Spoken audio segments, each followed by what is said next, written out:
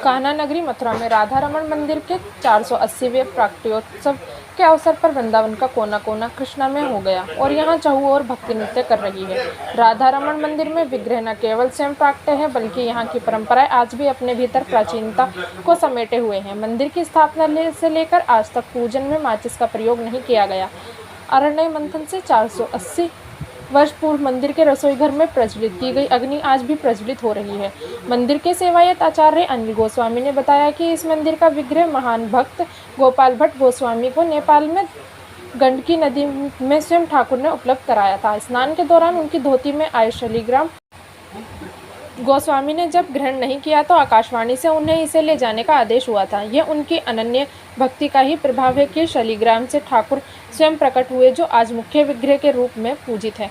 उन्होंने बताया कि ठाकुर के विग्रह का श्रृंगार करने में माहिर होने के कारण गोपाल भट्ट स्वामी, गोविंद देव, गोपीनाथ और मदन मोहन मंदिर में भी नित्य ठाकुर का श्रृंगार करने जाते थे और राधा रमण महाराज का भी श्रृंगार करते थे।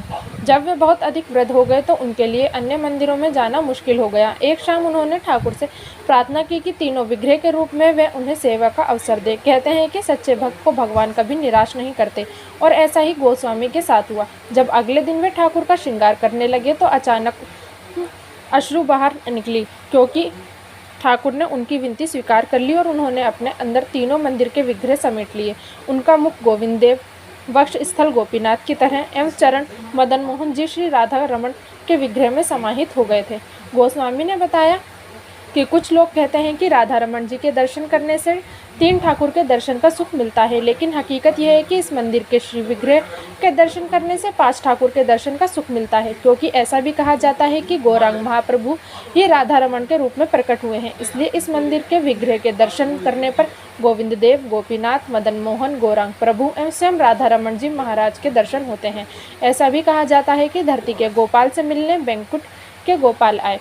इस मंदिर की दूसरी विशेषता शुचितापूर्ण तरीके से मुख्य विग्रह का अभिषेक है।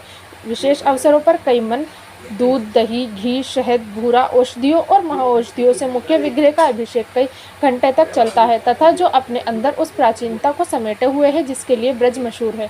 सेवायत आचार्य ने बताया कि मंदिर के प्राकट्योत्सव पर एक विशेष कार्यक्रम ब्रह्मलीन संतों के आह्वान का होता है। इस परंपरा को गोपाल भट्ट स्वामी ने स्वयं जब प्रारंभ किया था तो उस समय तक 64 महंत ब्रह्मलीन हो गए थे। आज इनकी संख्या 290 से अधिक है। इस कार्यक्रम में ब्रह्मलीन संतों की विधिवत प्रसादी पत्तल लगाकर व्यंजन परोसकर उनका आह्वान किया जाता है। उन्हें विधिवत दक्षिणा भी दी जाती है। यह कार्यक्रम इस बार 18 मई को शाम आयोजित किया पूरी शुचिता के साथ किया गया था। उन्होंने बताया कि गर्मी के मौसम में ठाकुर को शीतलता प्रदान करना इस कार्यक्रम का एक महत्वपूर्ण अंश है। इसके लिए केले के तने के छिलके और शीतलता प्रदान करने वाले पुष्पों का प्रयोग कर नित्य नया फूल बंगला बनाया जाता है तथा इसी बंगले में ठाकुर विराजते हैं।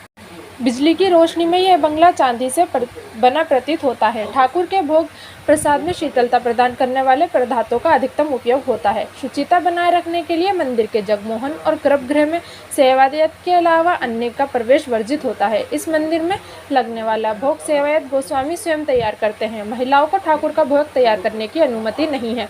कुल मिलाकर ठाकुर के प्राकट्योत्सव पर वृंदावन में भक्ति का नृत्य कर रही है।